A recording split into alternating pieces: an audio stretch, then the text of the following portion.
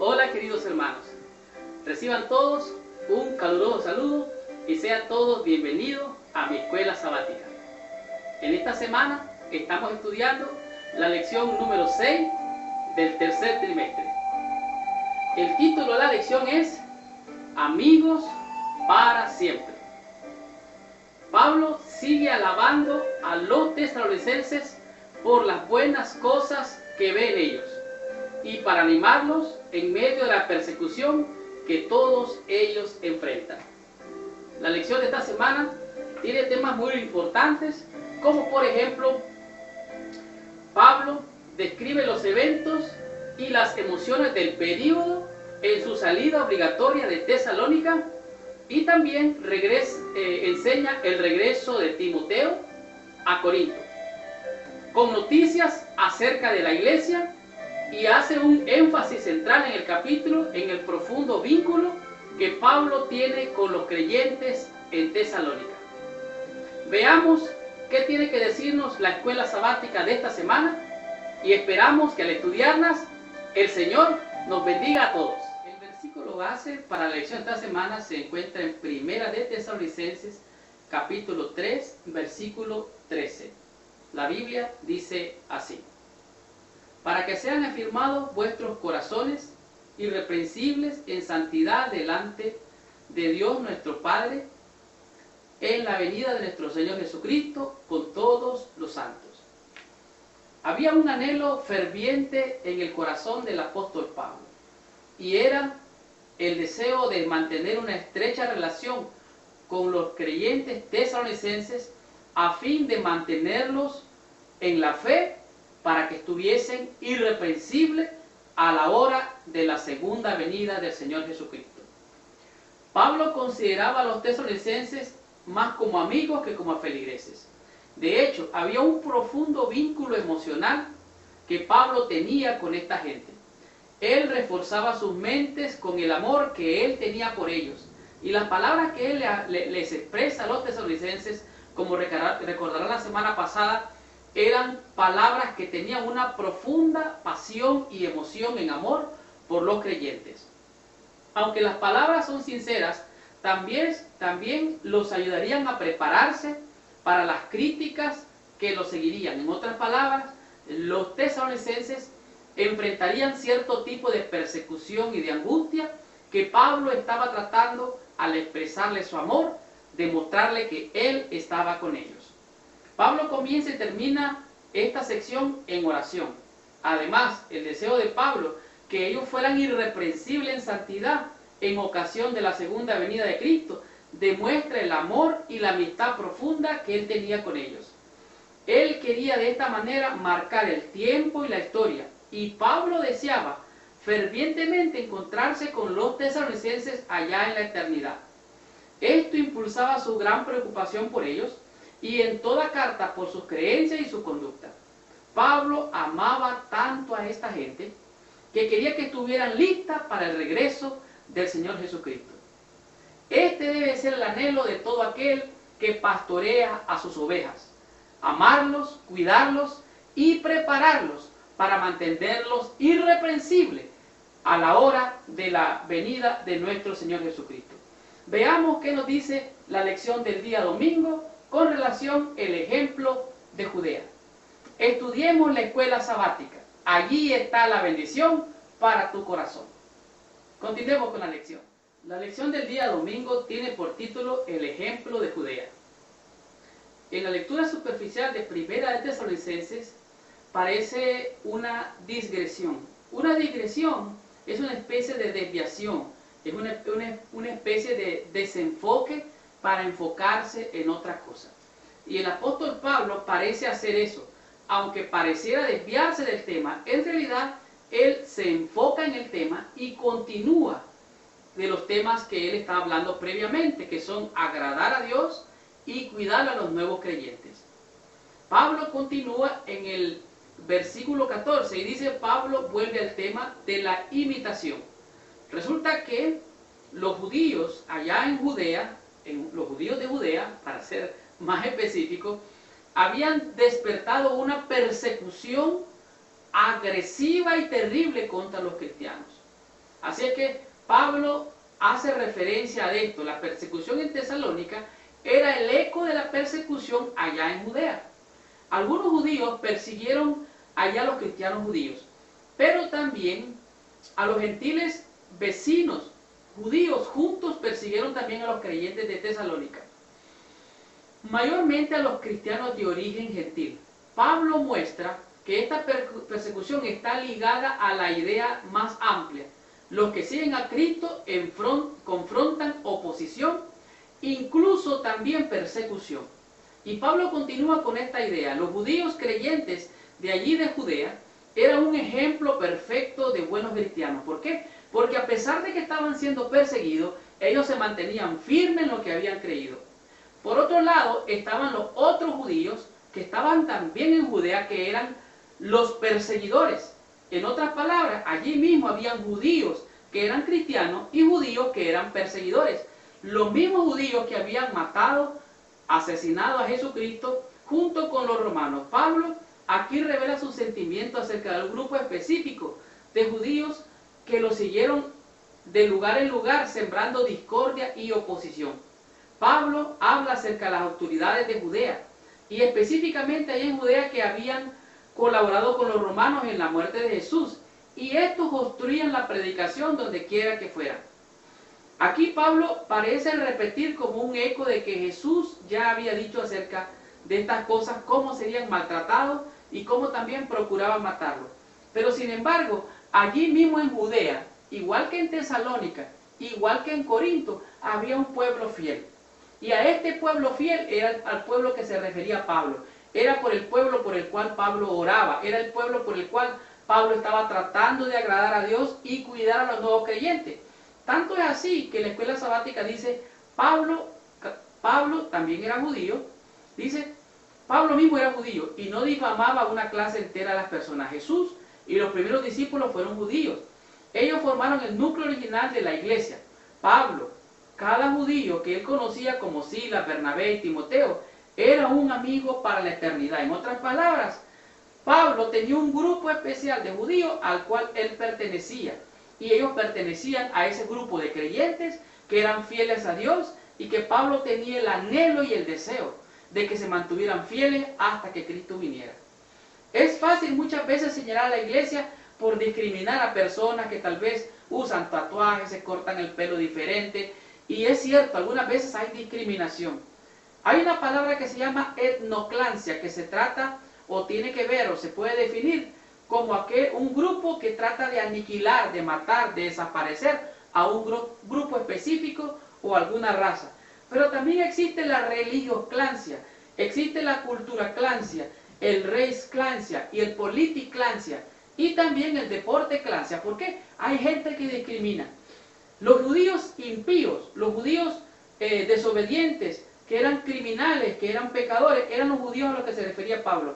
Vosotros, hermanos, veniste a ser imitadores, dice Pablo, imitadores de mí y imitadores de Cristo, que sufrió y aguantó las penalidades por una causa justa. De la iglesia de Dios se parecen ustedes, dice así. Ellos, los judíos, los otros judíos, mataron a Jesús, mataron a los profetas y no agradaron a Dios. Es más, se oponen a que la gente conozca del Señor.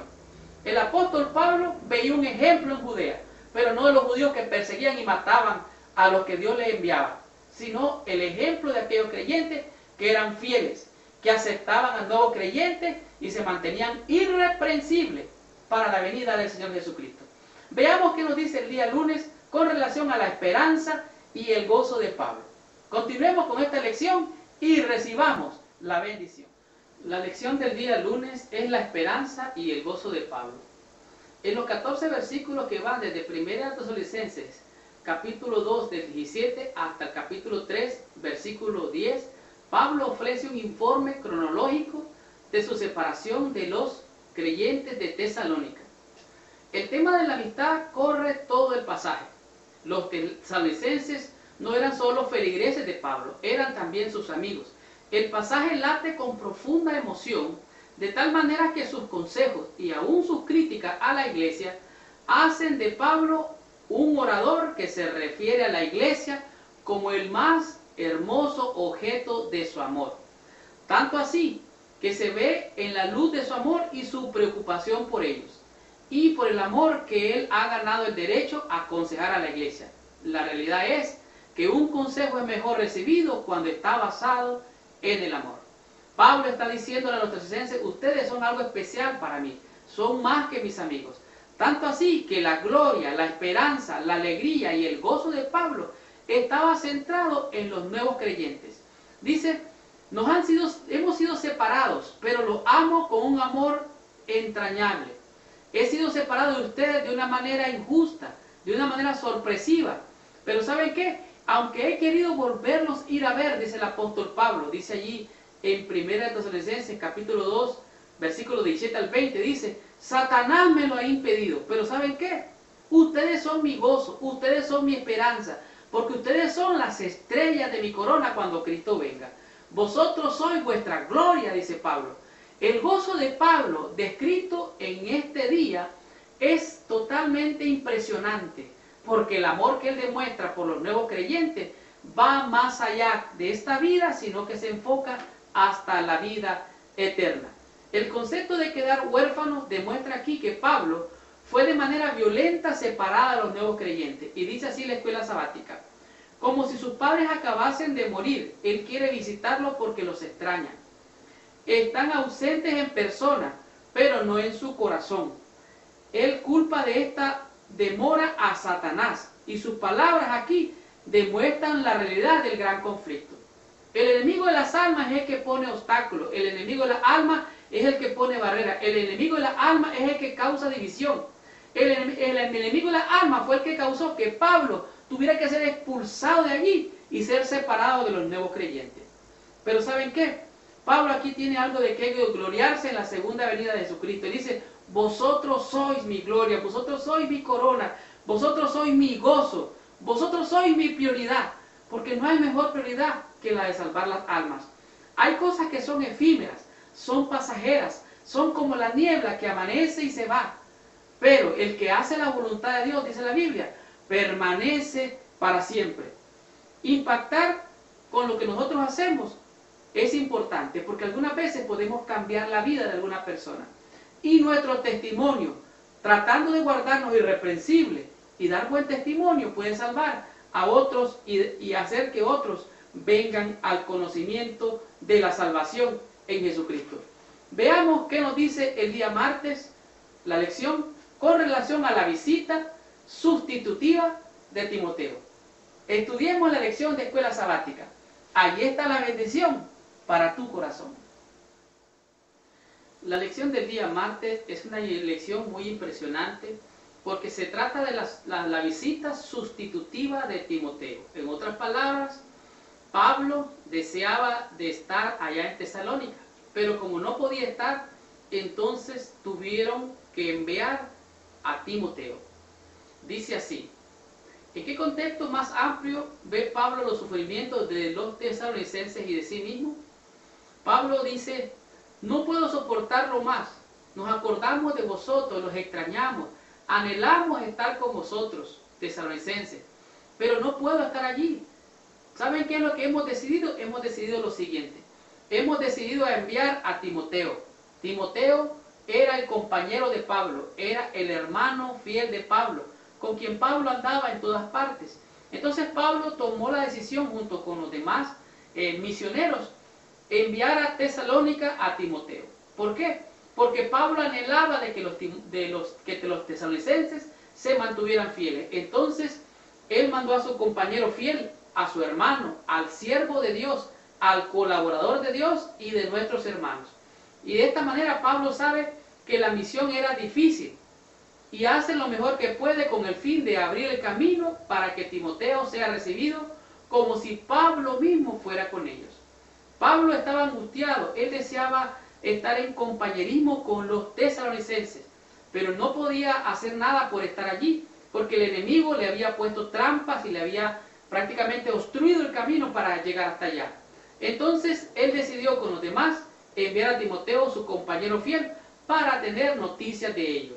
Por eso dice Pablo: es cierto que hemos pasado problemas, hemos pasado dificultades, hemos pasado terribles momentos, pero ¿saben qué? Dice: no se preocupen ustedes por la tribulación que tienen. ¿Saben por qué? Porque nosotros estamos impuestos a soportar todas estas tentaciones, todas estas pruebas, todas estas dificultades. Porque como soldados de Cristo debemos de ser fieles soldados y estar firmes aunque se desplomen los cielos. Esa era la actitud de Pablo.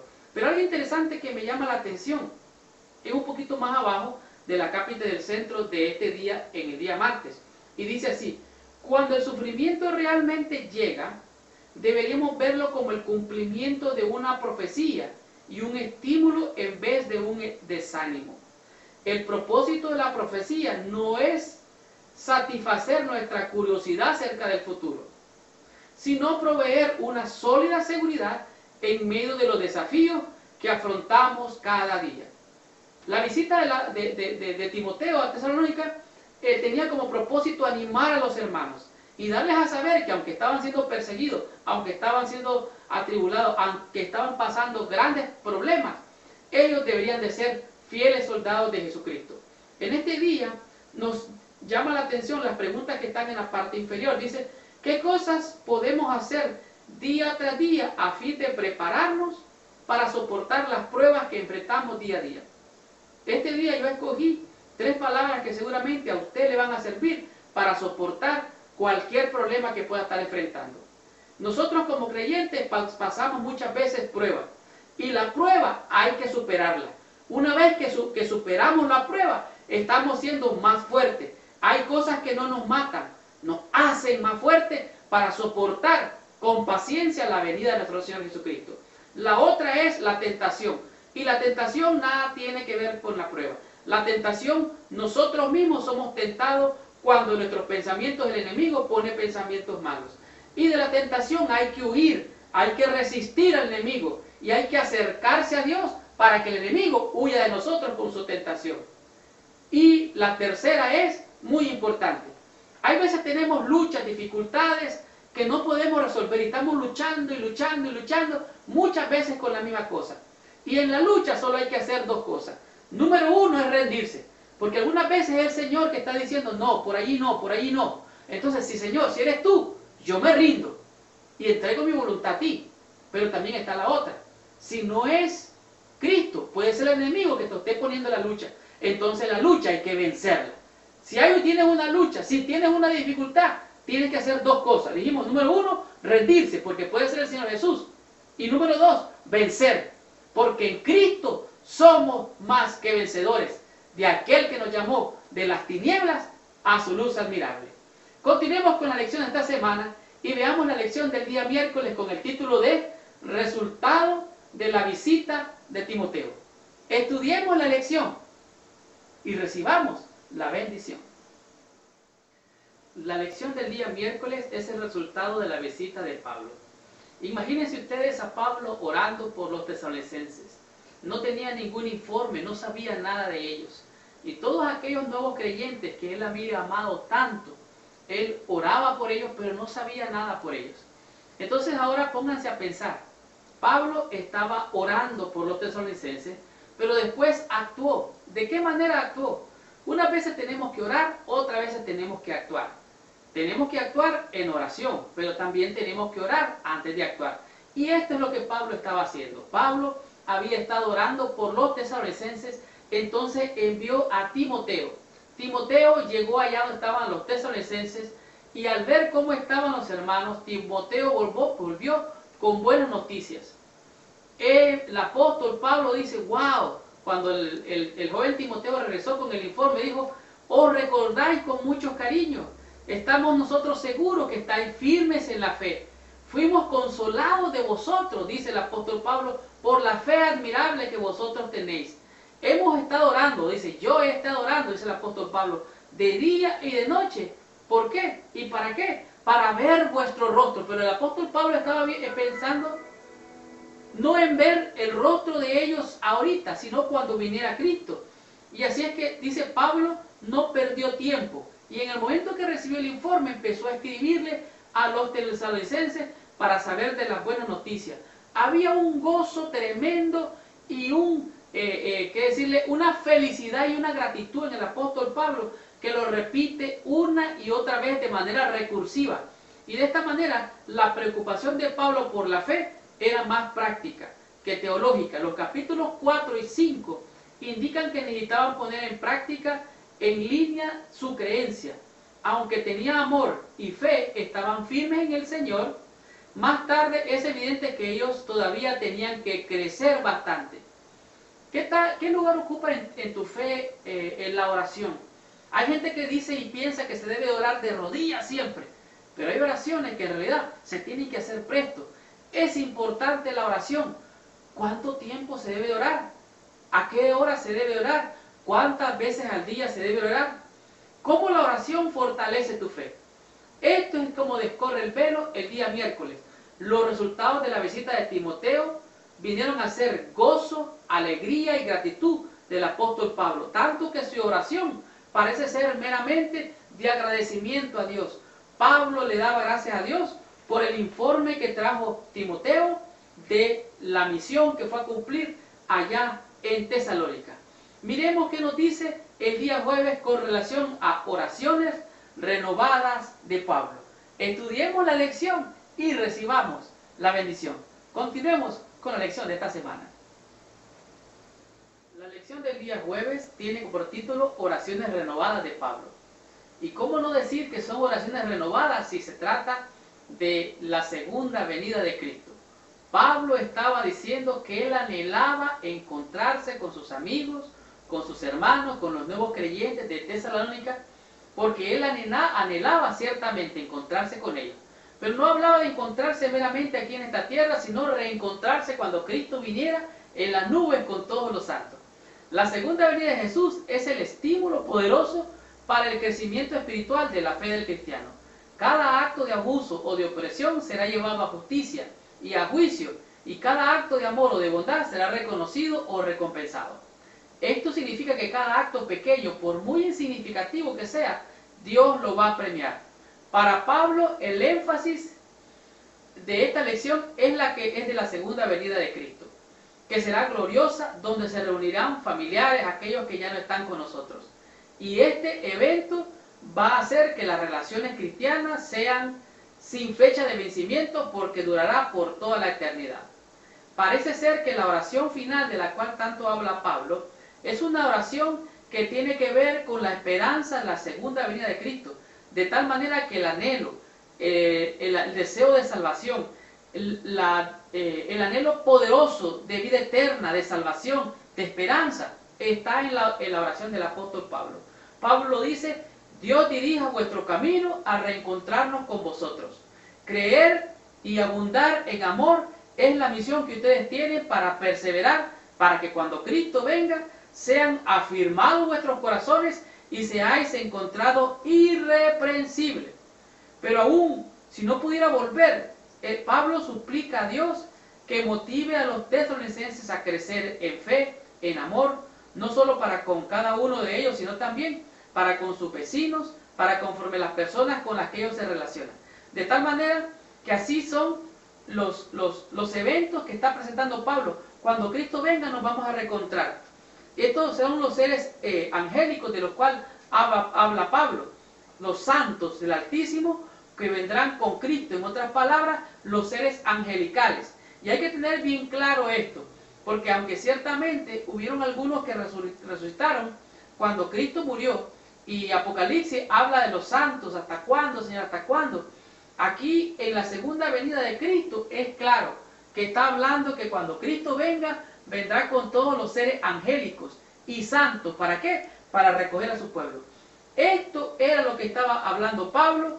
Qué mejor oración, qué mejor manera de renovar la esperanza gloriosa de la salvación en Cristo. De esto es lo que estaba hablando Pablo. Tanto así que dice el comentario de Pablo en el versículo 13, es algo desconcertante que Jesús vendrá con todos sus santos. La palabra santo se aplica normalmente a los seres humanos en el Nuevo Testamento. Por otro lado, los textos que hablan de la segunda venida en el Nuevo Testamento describen a Jesús acompañado por ángeles en vez de seres humanos. Así que, ¿quiénes son los santos en este versículo? No cabe duda que son los ángeles que vienen con el Señor Jesús. ¿Qué es lo que tú sientes cuando empiezas a orar y a pedir a Dios, vénganos tu reino? hágase tu voluntad, así en los cielos, también como en la tierra. Estás pues pidiendo que cualquier tribulación, cualquier angustia, cualquier aflicción, está en las manos de Dios. Si estás pasando injusticia, aún la injusticia va a ser juzgada por Dios. ¿Y qué mejor que Dios que juzgue nuestro caso? Cual sea nuestra falta, haya sido confesada delante de Dios y haya sido perdonado. Ninguna condenación hay para los que están en Cristo, los cuales no son engendrados ni de carne ni de sangre, sino de Dios. Continuemos con la lección, veamos la conclusión y recibamos total bendición. Estudiemos la lección de escuela sabática. Qué hermosa lección hemos tenido esta semana. Hemos aprendido 5 conceptos que esta lección llamada Amigos para Siempre nos ha enseñado. Vimos el primer concepto que se llamó el ejemplo de Judea. Y descubrimos cómo allá en Judea habían 2 tipos de judíos. Los judíos que perseguían a la comunidad cristiana y creyente, y los judíos que eran perseguidos, que llegaron hasta Tesalónica sufriendo la persecución. Pablo les dice, el ejemplo de Judea, ustedes son ejemplo digno, como el Señor Jesús, que sufrió el oprobio y menospreció el dolor con tal de permanecer firme hasta alcanzar la victoria. El segundo concepto que aprendimos es la esperanza y el gozo de Pablo. Pablo consideraba a los nuevos creyentes amigos que eran amigos para la eternidad. El apóstol Pablo había compartido la fe y él anhelaba en amor y en ternura estar con aquellos con los cuales había compartido su fe. Y de esta manera entonces el apóstol oraba fervientemente y tomaron la decisión de mandar a Timoteo para saber cómo estaban los hermanos yendo en la fe. Y aunque los hermanos estaban pasando tribulaciones allá en Tesalónica, estaban sufriendo también la persecución, el joven Timoteo trajo un reporte que llenó de gozo, de esperanza y de gratitud al apóstol Pablo. El concepto número 2. Y la visita sustitutiva de Timoteo demostró que aún en medio de la prueba, aún en medio de las tormentas, el apóstol y los discípulos que seguían al apóstol Pablo, en este caso los tesalonicenses, estaban llenos de gozo y de gratitud. Pero el apóstol Pablo tenía más gratitud porque tenía fija su mirada en la esperanza en aquel día glorioso cuando Cristo viniera para reunirse con todos aquellos amigos que él había dejado en Tesalónica. Y el resultado de la visita del apóstol Timoteo vino a ser de gozo, de gratitud para el apóstol Pablo, porque él, la oración que tanto anhelaba y hacía de día y de noche, había venido a ser la respuesta de la oración, la visita del apóstol Timoteo, o del joven Timoteo, que trajo para Pablo gozo, alegría y felicidad, y la esperanza gloriosa de la segunda venida. ¿Y qué diremos de las oraciones renovadas? Cuando Pablo fija su mirada y se llena de esperanza viendo la segunda venida, tanto así que dice, Cristo viene con todos los santos. Y aunque aparentemente hay un poquito de confusión allí entre quiénes eran los santos y quiénes no eran los santos, se refieren a los santos ángeles. Así es que la llegada de Silas y de Timoteo desde Macedonia durante la permanencia de Pablo en Corinto había alegrado grandemente el apóstol Pablo. Las buenas nuevas de amor de los tesalonicenses habían llenado el corazón de Pablo, que simpatizaba tiernamente con esos creyentes en medio de la prueba, en medio de la adversidad, y aún a través de ellos habían permanecido fieles a Dios. La lección dice que el verdadero amor nacido en el cielo no es egoísta, no es cambiante, no depende de la alabanza humana. Sus motivos, sus palabras o acciones, si son malentendidas o falseadas, no se ofenden, sino que prosigue invariablemente su camino y es amable y considerado. Así que el corazón de aquel que recibe la gracia de Dios desborda en amor a Dios y a aquellos por los cuales Cristo murió. Esta fue la lección de esta semana. La próxima semana estaremos estudiando la lección número 7 y el título es Vivir vidas santas. La lección de la próxima semana promete ser una de esas lecciones muy interesantes. Así es que los espero en este mismo canal a la hora que a usted así lo desea. Desde mi escuela sabática les habló su hermano, su amigo Marlon García. Los espero la próxima semana y que Dios los bendiga. Hasta la próxima.